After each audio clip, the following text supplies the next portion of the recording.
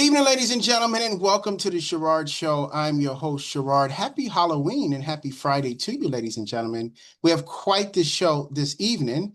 We have television royalty in the building, ladies and gentlemen. This gentleman is responsible for your childhood, ladies and gentlemen, and we're going to be talking to him momentarily. He's a mega producer, and it's amazing. When you hear his story, you will not believe it. The man himself, Mr. David Stephen Simon, first time on the Sherard Show.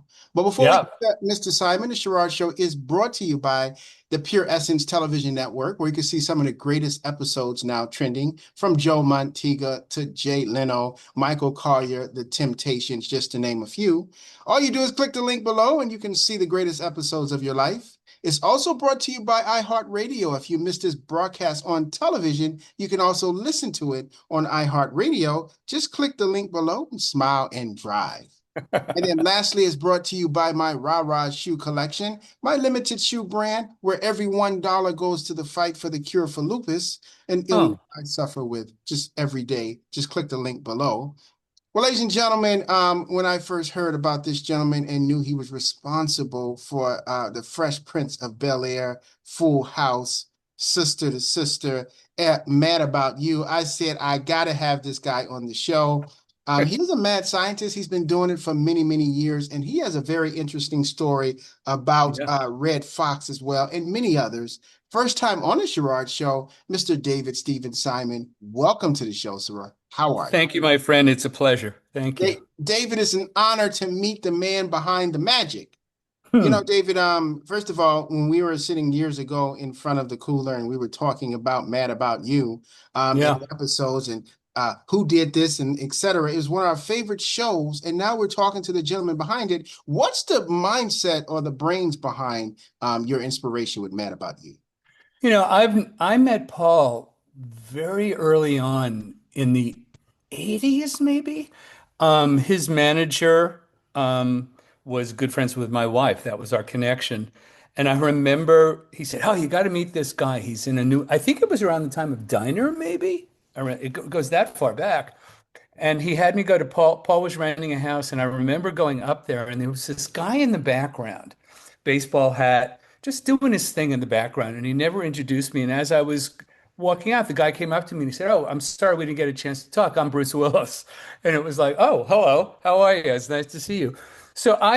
Paul and I tried to write stuff together. He took me to meet Barry Levinson. We pitched some ideas together and nothing came of it. And absolutely separate of my relationship with him, I got a call to work on a show. I'm trying to remember how it even said it was the baby writers were me and Chuck Lorre. And the show was My Two Dads. And that and Paul was one of the co-stars. And that was just coincidence. It's not like Paul picked up the phone and said, hire this guy. So that was the first show I worked on with Paul. And we just always stayed in touch. And around the time, oh, this is actually a good story. I was on Sister Sister. We were just finishing up the season, and I love those girls. Oh my God. I love them so much. I can't believe they're like 50 now, right? Something like that. Is that possible? Almost, almost. And they They were were just kids. They were kids they back then. they were, oh, this is everything I say will trigger a story. Early on, their mom was a real tough cookie. She was an ex-Marine drill sergeant or something. And just as we were about to start shooting, she came up to us and said, "Oh, by the way, the girls are going to Pepperdine." I said, "Great." And then she said, "No, you don't understand. Every day." I said, "What?" And she said, "Yeah, they won't be able to get here till 4 o'clock." I was like, "What?" So we had to work around that. That was an adventure. Um, but when I wrote with a partner, and after around that time we broke up, but we were also in a relationship, which was that's everything's a story, right? And I called Paul. I tried to get on Mad About You with my partner many years ago, and we met with Danny. I can't think of his last name. It just went up my head. One of the co-creators of Mad About You. And we also met Linda Bloodworth at the same time. and for another show. And Linda said to us, I won't even take a meeting with you unless if I like you in this meeting, you have to say yes or don't take the meeting. And do you know who she is? You know Linda, right? Oh, you did know. You knew that you know everything. I But did. it was I like did. you do. I You're did. like an encyclopedia. Yeah, she had done Designing Women and other shows. And this was for Hearts of Fire was the name of the show with John Ritter and Marky Post and Billy Bob Thornton in a sitcom. How weird is Wow. that? And he and Leslie Jordan, who was in Will and Grace. And what was the, well, you'll know this, the woman's Conchata Ferrell. She was in it too. It was an absolutely killer cast. And so we took the meeting and she said, yeah, I want you to. That's it. So we couldn't go back to Mad About You. Years later, when my the relationship broke up professionally, um, I called Paul and I said, "What's going on? I'm mad about you." He said, "Oh, we're gonna have a child this year. You know, the baby." I said, "Great." And he said, "Look, you know my voice better than anybody. You want to be on the show?" I said, "I'd love to." He said, "Well, then write a spec script and submit it." I said, "Okay. When are you picking?" He said, "Tomorrow." I said, "Well, wait a minute. You want me to write a Mad About You spec script and hand it to you as a writing sample that will be evaluated tomorrow?" He said, "Yeah, you know the show. You know me. You know the voices. Just do it." And I said, "All right, let me think about it." And I remember walking around town. I was in LA and I was walking around Barnes and Noble and I was thinking, what would be eye-catching? Everybody would just write a typical episode. What should I do? And I thought, what if I took the top 10 stories they're most likely to do and put them all in one script? So I did. And I stayed up all night and I wrote it and I handed it in. And I thought for sure they were gonna that was gonna go nowhere. I mean, come on, who writes this? It just doesn't happen. I went to New York with my two sons. They were small at the time. And I get a phone call. Helen Hunt wants to meet you. And I was like, really? And they said, yeah, when you come back to LA, come see Helen. And I went to see Helen, and she said to me, that script was as good as any script I've read on this show. And I just want to tell you, I think you're great. I said, thanks. And I walked out thinking, now what? It was you sometimes you walk out of meetings and you have no idea what just happened. And then I got a call and they said, welcome to Bed About You. So that was, I said to Paul at one point, what set Mad About You apart from any other show? And he said, they were the first show to put marriage under a microscope. So we could do episodes about the smallest things. I remember they did one episode about they're in a hurry and they can't find their keys. That was the entire story. I remember that And one. it's what you go through when you can't find your keys. And it's funny when you got to watch it with shows because they had a baby and the grandmother on the show was going to be Carol Burnett. Grandpa was going to be Carol O'Connor. You believe this? And but when you change the complexion of a show, it's often a really bad idea. We spent, before I went on the show, they said, well, we've done 100 episodes of Mad About You at this point. On the meetings on Monday, we're going to send you shows of the past to watch. I said, well, what does that mean? They said, well, you have to watch every single episode. I said, every single 100 episodes before I'm on? They said, yeah. So that was step one. So I watched 100 episodes. Okay, now I don't even remember my name. And it was an exceptional room.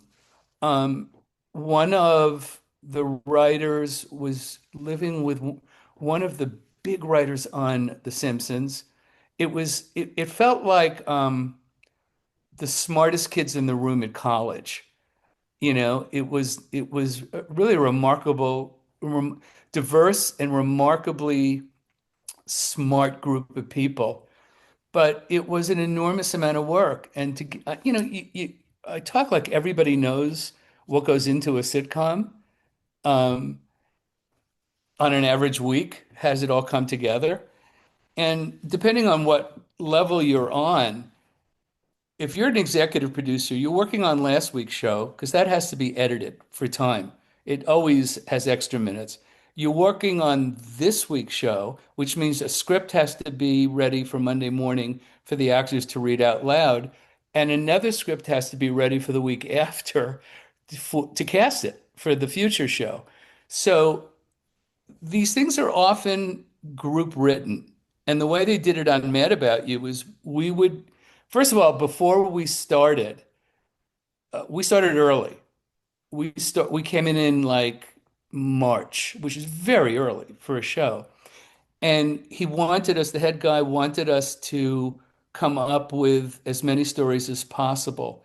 And by the time it was ready to pitch them, we had 100 stories worked out. It's crazy. It was kept going, going, going. And then you would pitch them to by yourself. And because Helen and Paul were executive producers, whatever he liked, you had to pitch it to Helen and Paul over the phone on their voicemail. So when they came in for makeup or whatever in the morning, they would listen to your pitch and they both had to like it. So if Paul liked it and Helen didn't, it was dead. If Helen liked it and Paul didn't, it was dead. So that's now I figured out that's why they needed so many stories to get them both on board. So the way roughly, and there's every show has a variation of the same thing. You have a script ready for a Monday morning. And I have to tell you that Mad About You, the schedule was 7 days a week, 2 nights a week. We were there till 3, 4 in the morning. And Wow. I know. Now, David, a couple of things really quick, very interesting. Many people deem Mad About You as the marriage version of Seinfeld. It really wasn't about anything, but yet you can take, like, for example, you just mentioned about losing your keys, trying to find your Yeah, keys. That's the whole that's true. episode. Is that a truism about what they say? I think so. It's funny because we were on at the same time as Seinfeld. Yeah, what they meant. I think when they were talking about Seinfeld not being any about anything, they meant it wasn't a conventional sitcom story. In truth, Seinfeld had two, um, what do you call it? Places to shoot. They housed two buildings of sets. That's unheard of. Nobody has that many sets. Fresh Prince, we had how many? Three? Two? I mean, what was really funny about Fresh Prince is they always showed the outside of that house, which was a real house in Westwood. But what did you really see? You saw a The little kitchen and the living living room, room. a hallway, and then the kitchen, and eventually we had the pool house, and then what's called a swing set. If you wanted to have one more set, you could have one more. That was it. With Seinfeld, they would do two lines in Elaine's room and one line in Jerry's room, and they had so many sets. So it was actually about a lot, but it was a lot about one concept, you know, one idea, and they would just go to town all over the place. Mad About You, I think we were more conventionally sitcom, except for one. This was an absolutely brilliant episode. That we were all talking one day about how hard it was to get your kid to sleep by themselves all night because they'd cry and cry and cry. And we were talking about how what most of us do, I don't know if you did this with you have a daughter, right? Yes. 10? Is that how old she is? She'll be 13 next Oh, week. 13. All right. We talked about, yeah, best of luck. Um, but we uh, um, we said, you know what we most of us did was we sat outside the baby's room and listened to them scream until they didn't. And we had to keep the one or the other from going in there. That's what we did. So they came up with an idea in the room to do a show where Helen and Paul decide they can't take this anymore. The baby has to sleep all night, and they were going to sit outside the door. That was the whole show. But get this, it was one shot, no editing. It was shot like a play. So the opening shot was coming down the hallway, and now it's on Paul and Helen for the whole show. If there's any mistakes, if anybody fumbles a line or screws up, you got to start back at the beginning. And they did it perfectly the first time. That was remarkable. That Wow. was really remarkable. And Wow. also, like I was saying before, when you introduce Early on it was just about marriage. Oh, as we started to move along, you know the expression when you jump the shark. Do you know what that means? Have you ever heard that expression? When you jump to shark? No, I haven't. Yeah, it's a famous sitcom term. Years ago on Happy Days, when they really ran out of stories to do, literally ran out of ideas, Henry Winkler said to Gary Marshall, I can ski. And he said, Really? He said, Yeah. So Gary Marshall thought it'd be really funny to put Fonzie in his leather jacket water skiing. So they did it. But what they did was he did, had those ramps that they go up and he went up in the air and there was a shark in the water. And now Fonzie has to deal with a shark, which is completely stupid. And so as a result, if you've jumped the shark, what that means is you are doing an episode that has no meaning, that should not be in your show at all. And that often happens late in the game. And Mad About You eventually, and certainly while I was there, would do really crazy stuff. Like Paul went to the dry cleaners and accidentally brought home David Copperfield's jacket. That's So all, rabbits are coming out. What show are we doing? that's You I remember know? that episode. That was hilarious. Now, David, Yeah. what is it now for those who just tuned in? We're speaking to the iconic Mr. David Simon, Stephen Simon on the Sherard Show, and hearing some incredible stories. David, we're kind of jumping ship because the audience wants to know about your inspiration behind Fresh Prince. I know they're lining up asking about Well, that wasn't my inspiration. The guys, Andy Borowitz and his wife, then Susan, they're not they eventually went their separate ways. I knew Andy when he was very young. My wife worked on a show called Square Pegs, and Andy was the runner on the show. But they created Fresh Prince of Bel-Air. And the inspiration, I don't really know, but I can tell you, if you ever see, they show Fresh Prince so much now. It's literally the only show I still make residuals off because they play it. So I think is VH1 still around? Is that it. still, No, it's not is around that anymore. gone? Yeah, it's I don't gone. know who's showing it. I know the weigh-ins is, but, TBS. oh, that's right. It's on TBS. So they play an entire season of 22 to 24 shows every week. I think they show six a day. So you can see the first episode, season one, episode one. It's a remarkably terrific half hour. Everything was in place. The characters are there. We changed Hillary in the second season. Other than that, set was different, house was different, Will's hair was different. And you know the famous story that Will used to memorize everybody's lines. I remember hearing that. And if you watch the entire first season, he's mouthing their lines. It's really hilarious.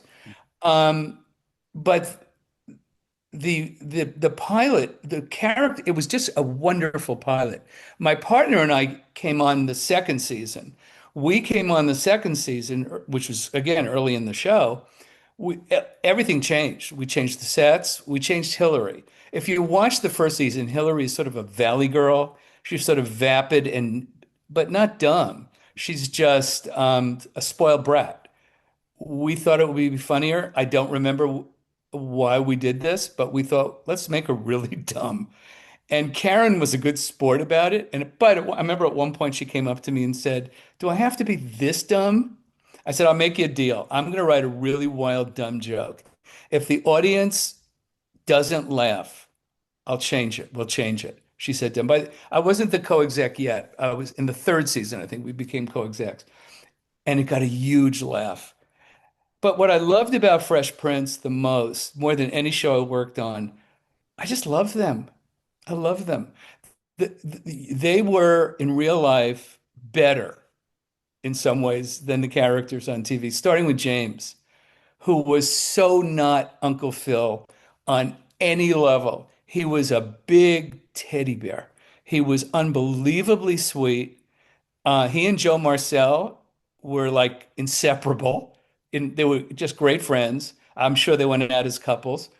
Um, Alfonso was Alfonso, He had grown up, he started very young. He He was was in on Michael Broadway. Jackson commercials. Yeah, and even before then, he was on Broadway in a show called The Tap Dance Kid. So he was a seasoned veteran.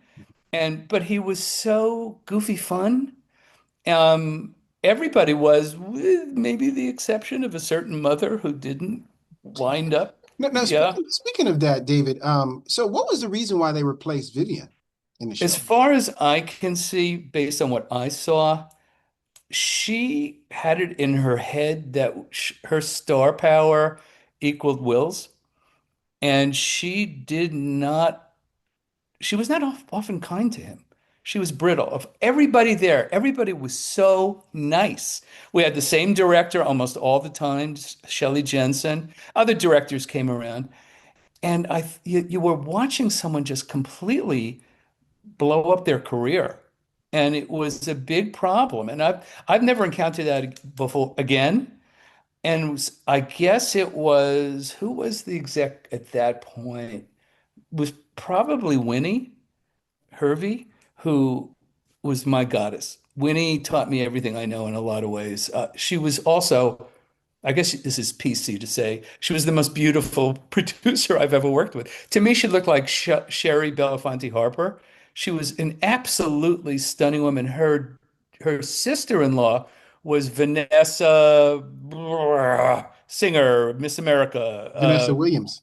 Vanessa Williams was her sister-in-law, which I did get to write that episode about with Vanessa. Love Vanessa. She was just wonderful. I bumped into her a couple of times. Mhm. But the decision was made, we would rather have someone kind and nice than deal with this.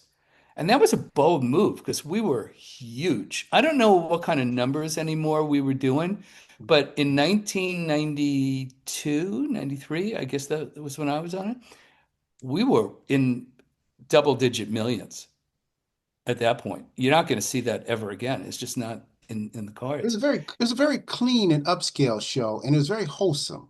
Um, Yes. And and there it, was a moment where it tilted, and Will said, look, we're not dealing with real enough issues for the African community, African American community. And he said to us, write a story, the uprising, they called it, downtown uprising. And he said, I want to do that on the show. And I said, well, how about if we write it, give you an understanding of how Philip and his wife met when they were young, and he was a pro bono lawyer, and he was part of, and we that leaked in, and that was Will's doing. I want to say something about Will too, because um, Will had what we called willpower. We he decided everything. Now we're talking about when I met him, he was 19. And here's a kid who had the most natural talent of anybody I've ever met before or after. I couldn't believe it. If he had any acting classes, I'm not aware of it. But traditionally, if jokes don't go over, as a writer, are standing there and they'll say, "Hey, be funny. Give us something else." Will didn't do that.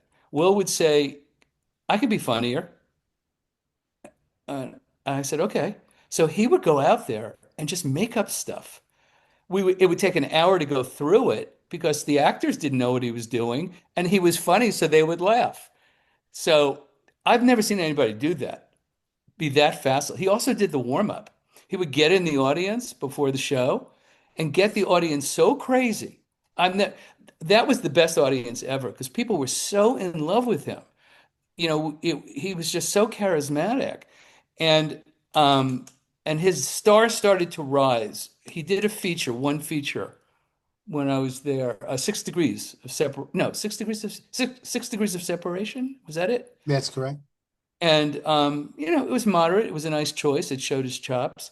But if you watch the show, as most people do, I think you watch this guy who was already brilliant and young. Think of how young 19 is. And he was married to somebody else when I first met him. Cherie was his wife, and I think his little boy was like a toddler when I first met him. And I he hung out in the writer's room. I remember saying things like, "Hey, Will, I'm going to call a number at random and tell him, hold on 1 second for Will Smith." He said, "Okay." So I would say, "Hold on for 1 second." He was so good-natured but that was the vibe. So when we replaced Vivian, it was with Daphne Reed. And all I can say is I worked with Tim Reed. He was the dad on Sister Sister. So I knew her husband. But she was such a perfect replacement for the show because she was just, was she better than Janet? No, I don't think so. I think Janet was great because Janet was stern. Janet was tough, her character, Vivian, which was a great foil for Uncle Phil because she knew how to get to his soft side. That was a great dynamic. And I think we lost that with Daphne, but Daphne was so nice. You just wanted to be around Daphne all the time. So that's why the mom had to go. And it's very rare that someone in a huge hit show, and she was very popular. And the way we did it was instead of Vivian coming on, Daphne came on, and Will looked directly at the camera and shrugged, like, okay, this is new. And that's it. That's all we ever did. And that was, I thought that took a lot of nerve and it worked out fine, and we expanded it. We had, maybe you know this because I was not on the early days of the first year. Some kid, someone died this Yeah, week. yeah, one of the kids who was on the Fresh Prince as a child passed away on yesterday. I have no idea who he was. Yeah, I'll get you the name of who But that. it must have been right before we got on it because I don't remember. Because I think he played the young Will, they said. Yeah, yeah, I'll get that for you in a second. Um, Yeah, I was shocked because when I first saw it, it was like, oh my God. Because when James died, that was crushing, yeah, that was just crushing. Because I just, it was the vibe that we did a warm up together. We all sit in a circle with our arms around cast and producers, and they all had like children's, like kindergarten instruments to bang and to get them in the mood. And then they would say a prayer before every performance, which I thought was beautiful. I mean, that was the vibe of the show. Christmas one year Will gave that's a big thing on sitcoms. I don't know if they do this anymore. They used to give incredible presents to everybody on this behind the scenes. And one year Will gave us all pens. And our first reaction was it kind of looked like this and I thought, "What?" But then I looked at the box and it was like Cartier or something. That pen was like $250.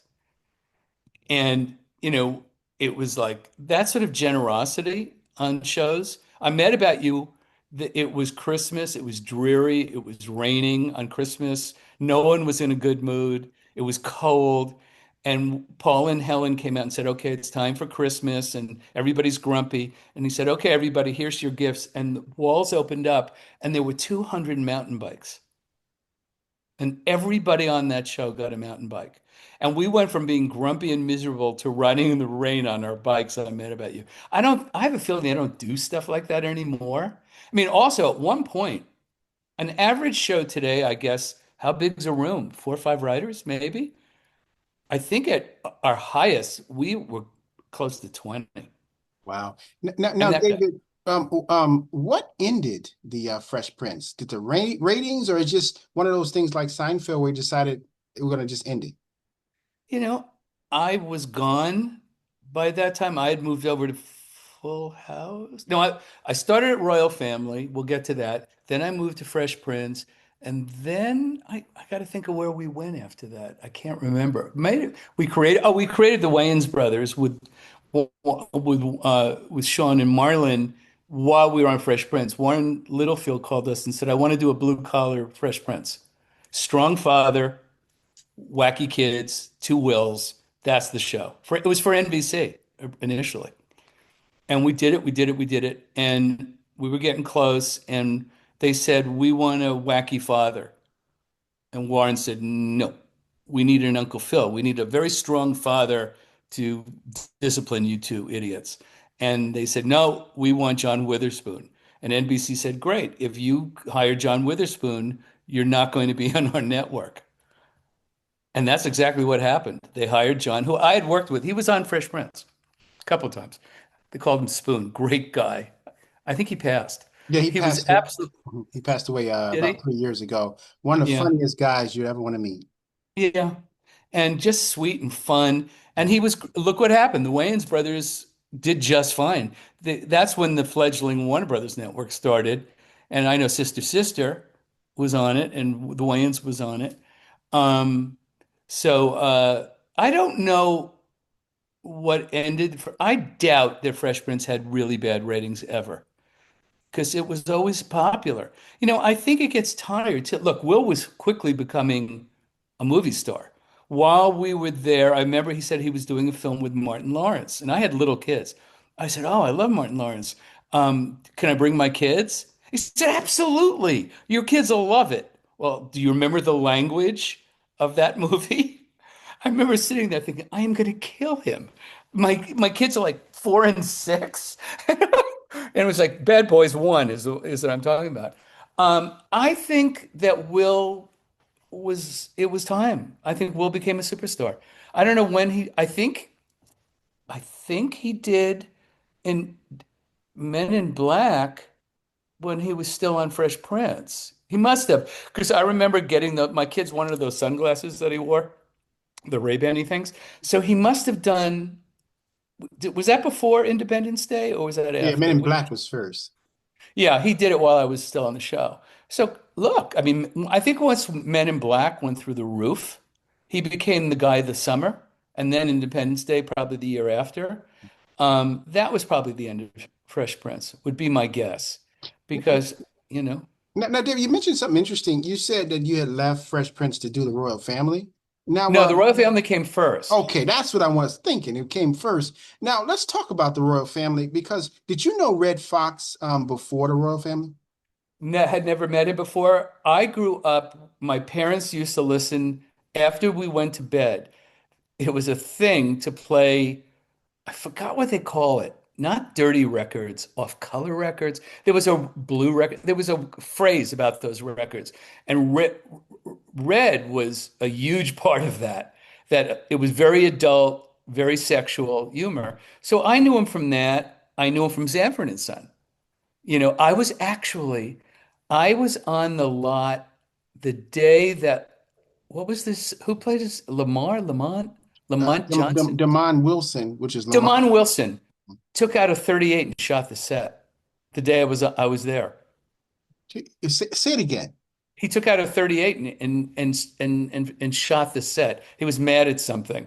I remember I was there that day. I was pitching to Norman Lear's partner, and it was like, he did what? So I knew Red. Red was very well known to any comedy writer. It's like I grew up on Bill Cosby. Bill Cosby was my hero with, Why Is There Air and, to my brother Russell. Those comedy albums were a big deal.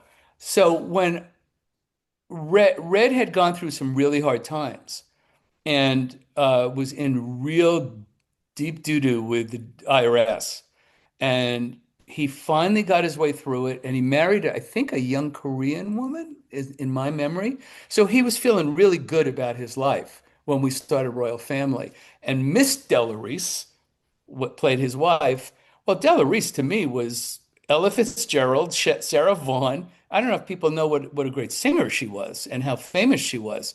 So I always called her Miss Della. There's certain actresses or actors who you don't call them by their first name. And Della Reese was a legend.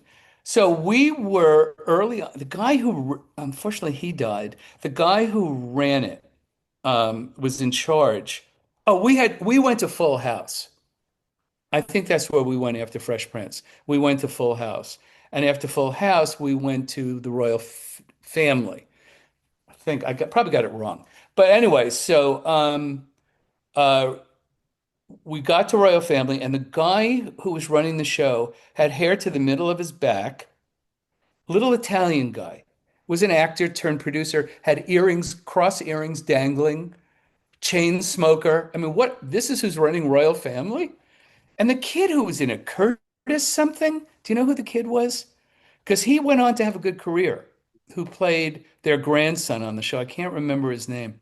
Anyway, the problem right away was Red had emphysema, and it was so bad that he could not clear his lungs when he spoke.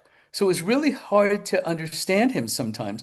And when we went to the table for all the actors to read out loud, his his entourage would always hand him the next cigarette all day. So this guy was smoking. And I remember he called us down my girlfriend slash writing partner at the time had red hair, and he called her the other red fox. And he brought us down to his dressing room because he wanted to do a Christmas special. And that was like, Red Fox wants to do a Christmas special, really? And we started to work on it, and we were being touted that as the no probable number one show for the new fall season. We had a lot of press. He was a big television star. Carson kept him alive, you know. He was a huge presence on the Johnny Carson show. And we were all there one day, and someone ran into our offices and said, Red just dropped dead on the set. You were there that day? Yeah. And what happened was Red they were rehearsing, and he gripped his chest and put his hand out, and everybody thought he was doing, I'm coming, Elizabeth, the whole gag and they started to applaud. They didn't get that he was in trouble, and down he went. Now, I can't tell you if this is true or not, but this is the story I heard. I'll speak out of school, and all I'm doing is repeating what I heard. That doesn't mean it's true. I want to emphasize that. I heard that no one on the set knew CPR, and that by the time the EMT guys came, it was too late. We went from the hottest, happiest place on earth to complete obliteration. It was over. Within a week, we were doing a memorial service on the set. And CBS said, we've gotten too much press. We're getting too much attention. We have to keep this show going. And when we said, how? And they said, we're going to bring in Jack A, who I eventually worked on with Sister Sister. And we thought, this is not going to work. It just won't make any sense. It's not Red Fox. We love Jack A, but it's not the show. And we called our agent and he said, they're looking for new writers on Fresh Prince. How about that? And I said, I'd be on that show in a heartbeat. And we went to see then executive producer was Cheryl Gard. She passed. And it was a love fest right away, right away. And within a week we were on the show. And the group of writers on Fresh Prince I'm still friends with them. Of all the shows I worked on, that's the group that still hangs out. Sam Art Williams is someone we lost. I did not know when I was on the show, he was a producer, writer. People who don't know, a producer in television, unless it says produced by, that's the person who runs the set. Producer in television is a writer. And the more fancy your name, the more sway you have. Supervising producer, co-executive producer, executive producer. On Fresh Prince, we became the co-execs within 2 years, and we had different executive producers come and go. We had Cheryl Gard the first year, but I didn't know that Sam Art Williams was famous. He was a playwright. I had no idea. And he was Sammy. He was our buddy. He was our friend. We loved Sam Art Williams. And he was about to do a revival last year of his play on Broadway, and he died within a few days of that revival. I'm sure they did it.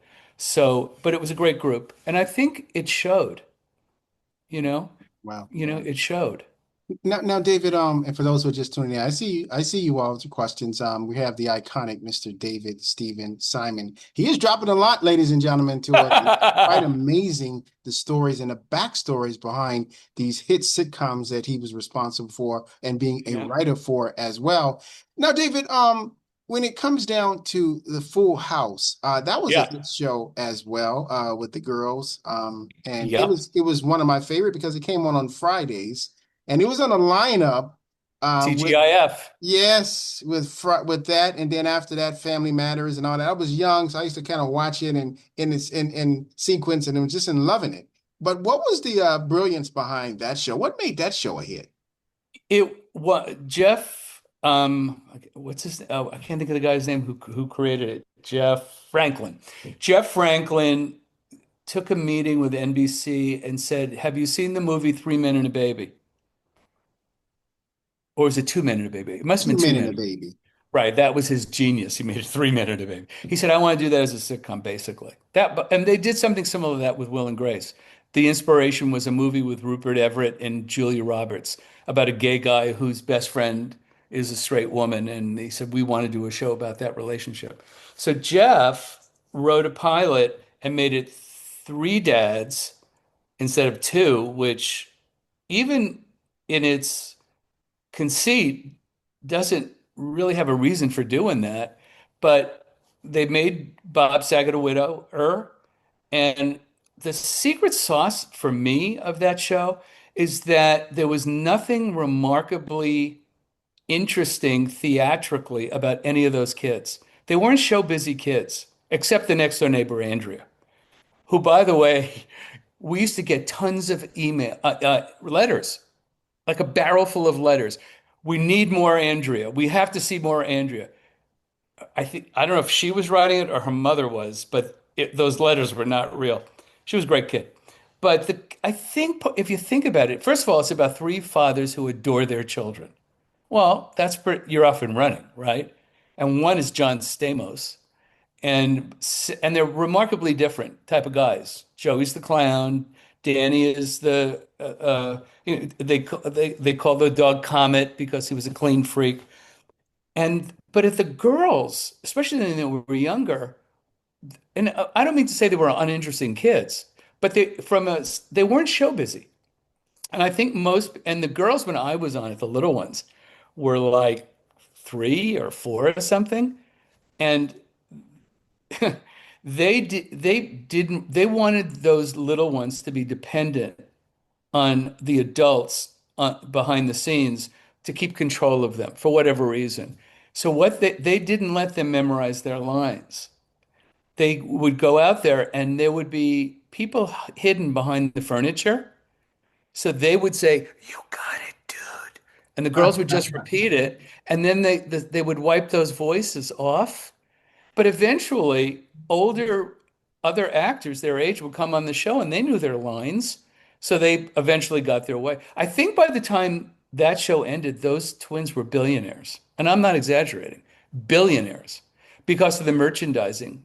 There were dolls. They used to have series. They played little detectives for those days. It was VH tapes. Whoever was in charge of their merchandising was a genius. And whatever they have a fashion line now where like a men's shirt is like $700. I forgot the name of it. So, they're, but I think that was part of the reason. I don't know if you agree as a viewer that you're used to seeing shows where kids are kind of, very broad, Mhm, but mhm. not them. No, I agree. I agree, and it's very interesting. Is that those two? A fun fact: they were identical twins, but they weren't. They were really fraternal twins. They looked just That's alike, true. but they were And really the fraternal. younger sister now is a huge actress.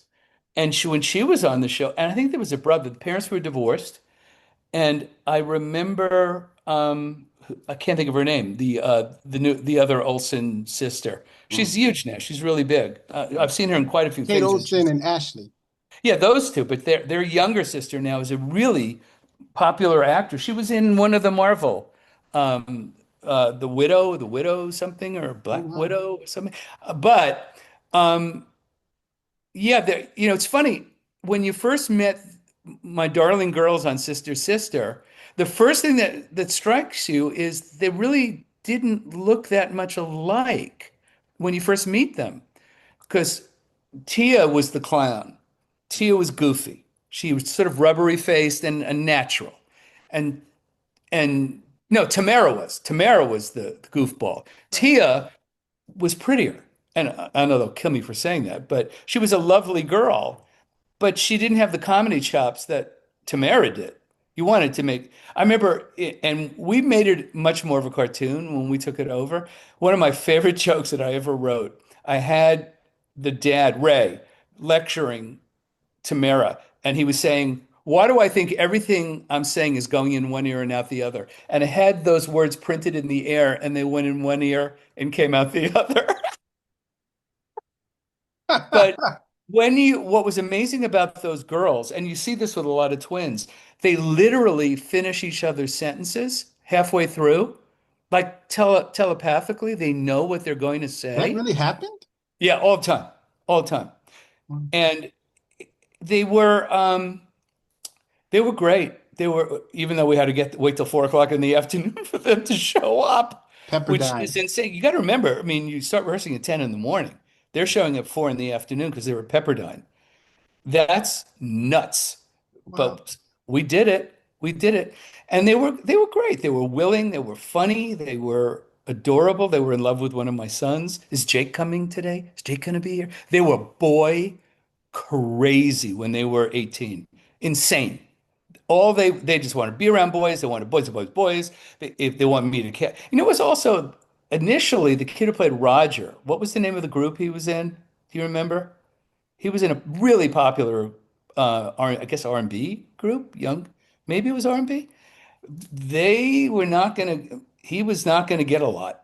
They didn't love the fact, as I recall, that Roger outside of the show had a pretty big following outside of that show. I can't remember the name. Maybe one of your viewers will remember, Mhm. but I love that kid. He lived near me. I used to drive him in. I felt like their dad. Their dad was not a big presence on the set at all. Oh, I wow. think I met him once Wow. in a year, but I just was very protective of them.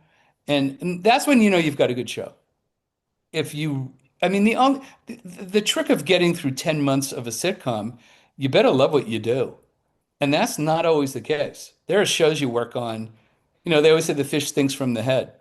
And it really comes down to who you're working for and who sets the tone. Winnie on Fresh Prince to this day is still the greatest executive producer I ever. At one point, she was so decisive, and I said, "How did you learn what you know?" She said, "What are you talking about?" I said, "Well, you just know what you're doing." She said, "I just say yes or no." And that what a great response, you know. And that's another thing. The world of sitcoms have radically changed. If you're a new kid today and you're going to work on a streaming show, you have to work a second job. You will not make enough money. You will not get pension fund money. You will not get health fund money. I don't know what's Hollywood. I don't want to dwell on this part, but for someone who's starting out today, it's going to be tough. It's not the world. I feel like that I worked the 90s into the aughts were the last golden age of the sitcom. Do you watch sitcoms today? Are there, I do. Not as much as I did with the Seinfeld era, you what do know. you watch now? What do you like? The sitcoms I kind of watch. Well, first of all, I do a Yeah. lot of I watch a lot of shows on like I love Tulsa King with Sylvester Oh, Stallone. I love that in yeah. series and things. I love From uh, Yeah. Game of Thrones. But to make What about half hours? You watch any half hours like, Nobody Wants This, I think is really funny. Curb Your Enthusiasm was really funny. Curb Your Enthusiasm is probably the last of the great ones that I love. Yeah. I don't know if you've ever had this experience. I'm sure you have. It as a Jewish human being to watch that show was every trope of every cartoon of how people who may not love the Jewish community sees him. I used to cringe a little bit from Larry, but I think he's coming back. He's going to do a sketch show, I heard. and Obama is the executive producer. I heard. Wow. That's what could they have up their sleeve? My guess is it's going to be for older people. I may be wrong, Mhm.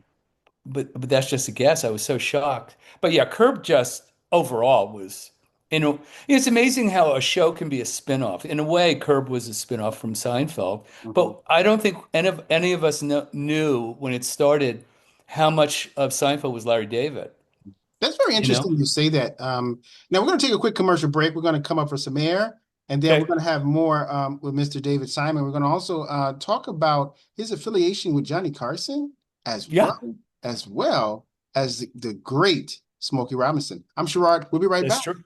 right after Yep. this. We have a couple guests that's on the show that's actually in their Halloween costume. We like to have a multi-focused approach to many different things that people are interested in. I'm a stand-up comedian first, and then an actor and second. I like visuals to my music, and I like to be the actor in my own stuff. What are we going to talk about when I'm on here? Whatever you want to talk about. We can talk about your journey from Chicago to here, too. There you What go. about you? How are you? So what do you see? I'll comprise 5 reasons why you shouldn't be them.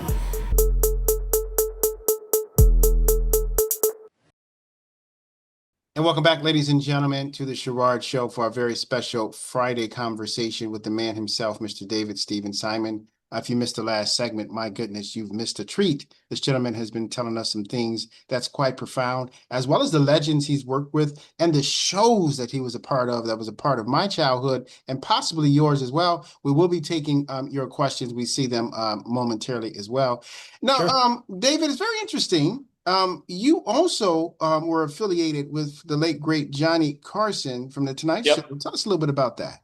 Yeah, about oh God, many, many years ago, I was working with an actor who was in a Paul Newman movie. I was a publicist for United Artists, so I would be assigned to spend the day, boo hoo hoo, with Paul Newman, for example. And he was in a movie called Buffalo Bill and the Indians. And one of the actors, whose name is just, of course, escaping me at the moment, was one of the head writers of The Carson Show. And while we were hanging around waiting to do interviews, he started to tell me stories about the insanity behind the scenes of The Tonight Show. It was completely wild. It felt like MASH. That's drugs, alcohol, sex. It was absolutely nuts. And I never forgot it. And I went to see Paul one day, Reiser, and I said, who had been on The Tonight Show 25 times with Johnny. Believe that? And I said, "Hey, do you know what life was like behind the scenes of The Tonight Show in 1972, the year they moved out to Burbank?" He said, "Not really." And I started telling him these stories. And I said, "I think there's a story, a show about a kid from Nebraska who, for reasons of a complete fluke, winds up in LA and he winds up being a runner on the Tonight Show. And that then we could do a show where it's sort of like the old Larry Sanders Show, where we will digitalize the old Johnny Carson shows." Oh, okay. So that 17 years goes by because over those years, we first went to pitch it to Johnny's company, and his nephew said to us, "Dudes, Johnny just passed. We can't do this show now. Feel free to come back and check in with me." And for like the next 15 years, Paul would check in. And finally, they sold, channels like Tubi that have a Johnny Carson channel started to come together. And he called Paul and said, I would love as much publicity about the Carson show as we could come up with. I think the time is right to do this show. So I'm in New York now. And Paul calls me and says, "Hey, remember that old Johnny Carson idea that we cooked up?" Now, we worked on it together. I just had the idea, which is just an idea, but we figured it out together. I said, "Yeah." He said, "I pitched it. Universal is going to have a new streaming channel called SESO, SEESO. Means absolutely nothing. And even though it's a channel for younger kids, they want something that's going to bring an enormous amount of attention. And since you're coming at the show of The Tonight Show through the eyes of very young people, they want us to do a pilot on their show, on their network." It was like, okay. And Paul, as an actor, was working on, oh God, Redwood, something like that. It was a show about he was the head of a tennis club, and he was shooting in White Plains, 5 minutes from where I was living. So I would go there, and the directors were like David Gordon Green, who's like huge now, right? He's doing all the Halloween movies and all that stuff. And the woman who directed Fast Times at Ridgemont High. Anyway, Paul and I would cook it up. And he went back to LA and he called me and he said, "The pilot's not going to happen." And I said, "Oh, I'm sorry." He said, "No, no, no. It's a series. Come back." I, I couldn't believe it. So I packed up my stuff. This is 2017. And we put together this show. We shot 8 episodes, which was the kind of the order of the day. It eventually became 10. I don't think they've gone to 13. We shot 7 because we had no money, zero. We had $1 million budget. Well, that sounds like a lot of money. Well, I would when I was on Mad About You, Helen made $1 million an episode. Paul made $1 million an episode, and then there was the budget and the other actors. We had $1 million for everything. That's all we had. And we're doing period. It's set in 1972. Clothes have to be authentic. The cars have to be authentic. It was huge. So I don't know how we did it. We cut every corner. We figured out every show. And we had to cut one episode because we literally. And Paul called me one day and he said, "We can't afford to do the last scene of the finale. I'm going to pay for it out of my own pocket." I think it cost $45,000 to shoot. We So, so, finish it up. so Dave, I'm going to Mhm. interject one question. I know the audience is asking this. Now, was it really true those things were going on behind the scenes of the Tonight Show? Yes, 100%. Wow. So we incorporated not a lot of that. I would tell you some of them, but I feel like this is a family audience, perhaps. And I don't think I can describe what I'll tell you one we did from real life, though, that wasn't from the crazy stuff. There's a very famous moment on The Tonight Show. I mean, I could spend 2 hours talking about the Carson Show and why we did what we did. But, and I hope some of the viewers remember him, Johnny. Oh, they But, do, and they're oh, commenting. good. There was a very famous commercial that Ed McMahon did where it was for Alpo. And it was a beagle, was the dog. And Ed McMahon comes out and he's telling you what a great nutritious treat this meal is. And he puts it down. He says, "Okay, baby, eat." That dog would not eat the food. Now, first he's getting nervous, and then the audience starts to laugh. And the laughs get bigger and bigger. He's pushing the dog. The dog will not eat the food. Finally, out of nowhere, Johnny came out on all fours, pretended he was a dog, and pretended to eat the food. It's a classic moment that they played every year when they did the anniversary shows. So I said to Paul, "Why don't we do an episode about why the dog wouldn't eat?" And make it the fault of the kid. He screwed up and he fed that dog, and so now the dog won't eat. But in the end, his butt gets saved. That's something we took and made up. We added some people of color. That was not a place of color in 1972. His assistant was legendary, Johnny. I forgot her real name. She ran the show. And we hired a woman. I can't remember her name. I always feel terrible that I can't. She was wonderful. Jane Levy, who was very popular on a couple of shows, Suburgatory, and what was the show where she hears in her mind everybody singing? It was on NBC. She has an accident in getting an MRI, and it scrambles her brain. And now when she looks at people, they're all and they did full-blown dance numbers. Do you remember? Like That would have Zoe escaped C. me. It was on NBC. Jane Levy. Anyway, we cast her, and she was huge. And Tony Danza was a huge surprise. Tony to play Fred DeCordova, who was the executive producer of the Johnny Carson show, who was very cruel and very mean. And eventually he got his. But What, in the day, you said who Fred was very Fred DeCordova, the executive producer of The Tonight Show, he really? was not kind to people. But why is that? And why? I don't know. I don't know. Um, Usually point to their home life. I don't know. Now, But David, what yeah, was Johnny like as a person? my kid's godmother dated Ricky Carson. Ricky Carson was one of Johnny's sons who tragically died. He was an alcoholic and he was in Hawaii on the top of a cliff taking photographs. He was a very good photographer and he fell and he died.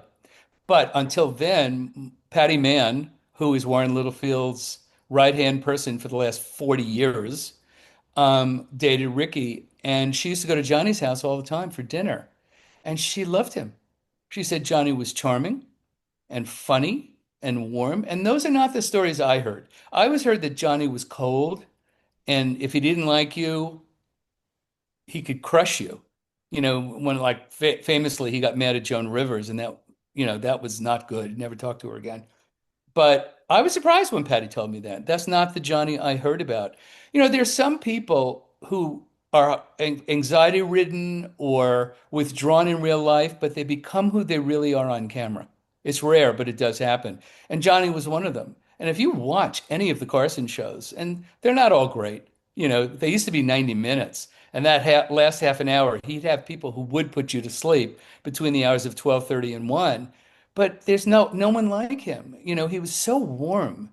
and Dick Cavett came after him, and Dick Cavett was a writer on The Tonight Show. So he learned it with Johnny, as did Merv Griffin. Before Johnny was available to take over The Tonight Show, Merv Griffin took over for a little while to sub.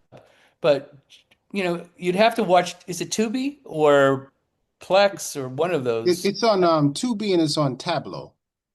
Tableau, right. So I would encourage anybody who's never seen, it's dated, but that's fun, isn't it? I mean, that was Well, the most fun of the show, was that we said it in the 70s because it was the Vietnam War. And yeah. they all, oh, this is what happened. Here's a show business story. We shoot the whole show. We premiere at the Tribeca Film Festival. That's pretty fancy. It goes over really well. The young audience really liked it because it's mostly focused on young people in the 70s. We go home to our hotel rooms. They had flown us out for it. CISO collapsed. There's no more network. I was like, Paul's joke was usually a network cancels a sitcom. We're the first sitcom that canceled the network. We had no network. And it took Paul going from service, and Hulu picked us up. We almost went to Netflix, but they had, in those days, somehow ran out of money. So we did play on Hulu, and then we were done. And I said, Paul, are you aware of Peacock coming? I said, they're going for the audience from those days. They're making a new Saved by the Bell, a new Punky Brewster, I said, what? He said, David, you don't get 3 shots ever. You get maybe 2. I said, you got nothing to lose. They picked us up, and we were on that network for 4 years. So and the questions are lined up. We'll get your questions in one moment. Now, David, Yeah. when it comes down to people that was on the Tonight Show, first of all, did Ed McMahon and Johnny really get along well? Or Yeah. Yeah, they were drinking buddies. They would, when they were in New York, they used to close bars at 4 a.m. So yeah, I think as far as I could see, yeah. Yeah. Very good. Well, you have time for a few questions? I have time for lots of questions. I Thank love you. questions. I really appreciate that. Now, this one is from Adeline. This is from Adeline. Adeline, what a great name. She's from Lansing, Michigan. She said, wow, this is one incredible episode. She's so honored to be on with you. She's watched Fresh Prince, Full House, Sister, Sister, and the list goes on. Child. Her question is kind of quirky. Her question is, was Don Rickles really a nice guy in person, or was he really that mean? He was a great guy. And I actually saw him in Vegas, and that's when you saw him in action. And it was a total act. And he was a warm, funny. Carson loved him. Oh my God, loved him in the CPO Sharkey days. So yes, Don Rickles was a warm, cuddly, beloved guy. He and Bob Newhart were best friends. Very good. Thank you so much for your response, David. Thank you for your question at line. This one is from Margarita. This is from Margarita. She is from Providence, Rhode Island. I've been there. Love it. She said, incredible interview. My goodness. She said, David, you had mentioned about working with some of the biggest names. Who was your favorite that you've worked with, and who was your least favorite? Well, least favorite, I'd have to think about it, but in the days of Fresh Prince, no one wowed me like Will Smith. Nobody. That was they used to call it a generational talent. Quincy Jones' name was on the show. We did get to go to Quincy's house once. There's a story right there. I'm sitting there talking to Quincy Jones, and I had just discovered jazz. I was suddenly crazy for jazz. And he said, oh, well, I grew up with Ray Charles. We used to play chess together. I said, what? He said, yeah, there was a way he was able, he could feel the pieces. And he grew up, he said Aretha Franklin was around the corner from him. But Will was absolutely the most remarkable talent and fun. The love we had for those people. Even Brian Stokes Mitchell. Do you know who he is? He played Hillary's boyfriend. I don't think that's on his resume. And he was in Ragtime, while he was still on the show. Least favorite. Actors? Well, I guess Janet, unfortunately, was unpleasant because everyone was nice on Fresh Prince. Everybody. The writers were nice. We're still friends. Ephraim Seeger, still friends. I was crushed when we lost our Sammy. Yeah, I guess it would have to be least favorite only because it was tense. You know, I've heard stories about people who I worked with someone who had a terrible reputation, but I think by the time we got him, he had mellowed, and I adore him. But so it's you never want to, I love Jack A. On Jack A.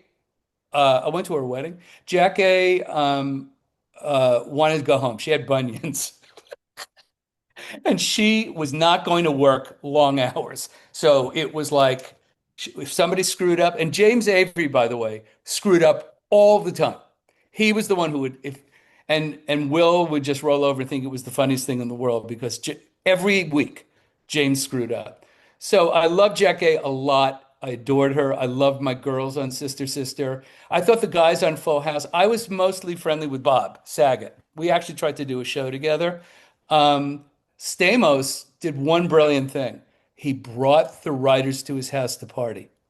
Well, then you love John Stamos and you want to write for John Stamos. Wow. So I thought, and also, if there was a beautiful girl on the as a guest star that week, there was a limousine for John and her, and off they would go to Santa Barbara like every week. That guy was, the expression hound. It was wow. And when I first met him, he was dating Paul Abdul. I think they were a couple. They were a And couple. she was this mousy little girl who never said a word. She sat with us during the show. But I'm trying to think, what other shows? Fresh Prince. There's very few people I would have to say Mhm. in my years as a publicist. I was telling you off camera about one person who was very famous. I found that the people who you thought would be terrible were wonderful, and the people that were wonderful you thought would be wonderful were not. I have so many stories about spending time with Charles Bronson. He's Oh my goodness. Charles Bronson is one of my favorite actors. Oh, I got But so many stories. So I went down to the Mike Douglas show. oh, I Do you know. Yeah, remember? Sam Cooke was on the Mike Douglas show He years was. ago. Years He- ago. You look, Mike Douglas went that far back? he goes back. Sam Cooke was singing Basin Street. If you look at Google, I listen to this day to Sam Cooke's gospel albums. oh, every day I still do. I'm a huge fan. And tell you a very interesting thing. I'm really good Tell friends me. with his protege, Mel Carter. He's one of my dearest friends. Oh, Guy that that's sings what I over. love. Yeah, He, Sam Cooke, by the time he was on American Bandstand, I think he was the first black man to have his own record label. I that's think. correct. That's absolutely correct. He opened it in 1961. And he's if you want a great album, Sam Cooke live at the Copa. That's You one of will my kiss. favorites. That's one of my favorites. There's a part in there where he makes a mistake, but he doesn't Mm. care because that's Yeah. that part when he's singing If I Yeah. Had a Hammer. Um Yep. but now you're saying something though, and I didn't hate to interrupt you. You're talking about Charles Yeah. Bronson. Now, Yeah. what was Charles Bronson like as a Okay, person? here's my Charles Bronson story. Mhm. I go in a limousine and I'm taking in those days newspapers were a big deal.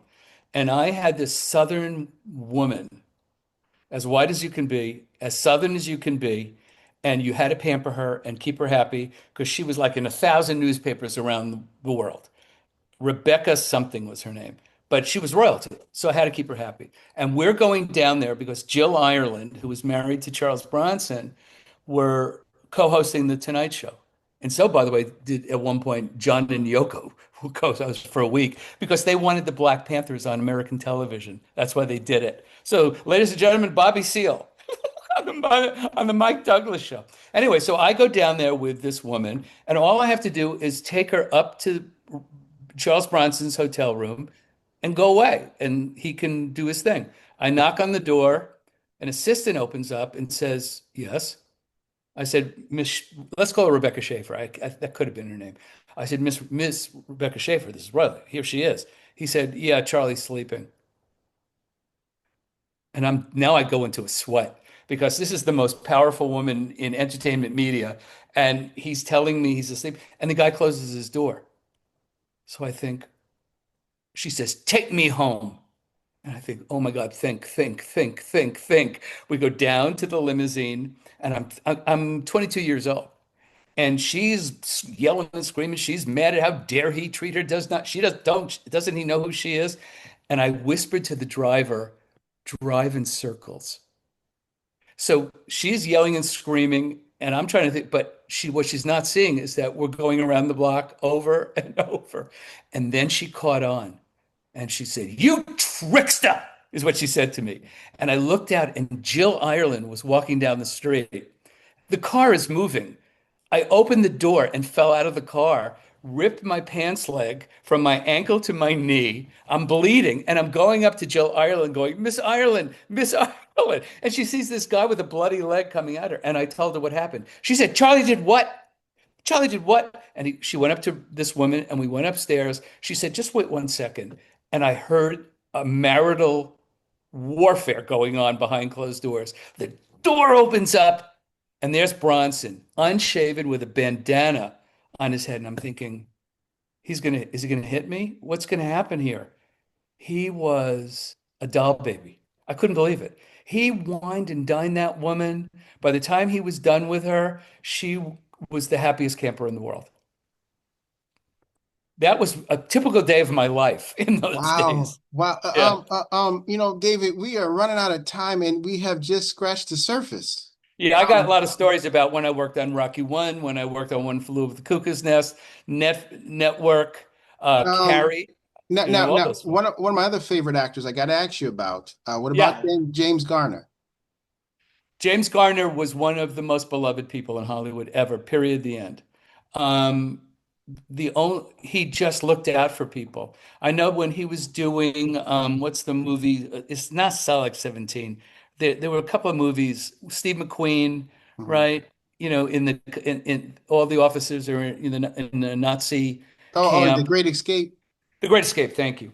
Evidently, I think it was Donald Pleasance was a POW in real life and went up to the director and said, I can bring more another level to the scene because this is what really happened. And the director was super rude to him, dismissed him. And James Garner walked up and took that director aside and said, "That's an American hero." Actually, he was British. That's military heroism. Blah, blah, blah, blah, blah, blah, blah, blah, blah. And that director listened to Donald Pleasance and put what he wanted to do in the scene. I've only heard great things. Doris Day loved him. Anybody who ever worked with James Garner. He was one of the greatest to ever do it. I was. He's so good you didn't think he was acting. And a lot of people like Brad Pitt because they're good looking, and you think, well, they're not really good actors. They're just good looking character people. But some of the performances that Garner gave over the years, there's that famous thing he did with Audrey Hepburn and Shirley MacLaine, where he was Audrey Hepburn, they're school teachers, and some little girl says they're gay. This is like 1960, this movie. And James Garner was Audrey Hepburn's boyfriend. Wow. You want to see a performance? Yeah, he was a great guy. Very Great. much so. Very much so. Um, Yeah. David, we got to do a part two. We have to Okay. do a part two because the questions are insane. The answers and people are lining up to ask you questions, but we're Will you out. hold on to the questions or will we do, I We want are, people yeah, to, we're going to hold on to the questions. Now, where can they reach out to you if they have further questions? They can't wait for our part two. well, my email address is one word, David World and the number 3, David World, WORLD, Mhm. davidworld3 @gmail.com. You can ask me anything you want. You want Uh, to be a you, writer someday? Talk to me.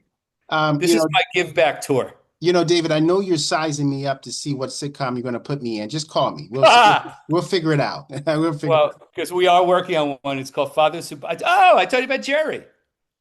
I hooked you up with him. out. Because have you seen his podcast yet? Father's a No, no, Bother? I have not. I got to check that out. But I'm waiting for his response on my email. He hasn't responded to I me. heard from him. Oh, He wow. thanked me and he said he was going to reach out to you. Yeah, not as of yet, but I'll let you know when he If does. you don't, I'll listen because you guys are going to get along really well. I Very, love Jerry, very and good. you check out his podcast. It's really I will. good. I will. Okay, man. And ladies, stay tuned on our next episode of the Sherard Show, where we're going to have the iconic Holly Berry stopping by on the show. And then also make sure you stay tuned. We're going to have part 2 of this with the man himself, Mr. David Steven Simon. He probably will be in our LA studios when he comes in. We're going to He's my either do kid. it via Zoom, but we got to Oh, have I'd love on. that. That would be fun. Did you see Halle Berry is going to be a guest? That is correct. Oh my God. That is correct. So make sure you might need to be in the studio for that one too. Which Oh is, my so, God. I so just like We're so excited. Uh, We're also looking to have Barbara Streisand on the show as well. So, I went to her house. and we got to talk about that on part 2. For Yeah. David, Simon, and all those on the Sherard Show. Thank you for letting me do this. It was a lot of fun. Oh, Great to David, reminisce. such an honor. We will have a You're part really 2. good at what you do, man. It was a pleasure talking to you. Why, thank you, sir. And always remember, David, the best way to get back on your feet is to miss 3 car payments. I'm Sherard. We'll see you next time. Bye now.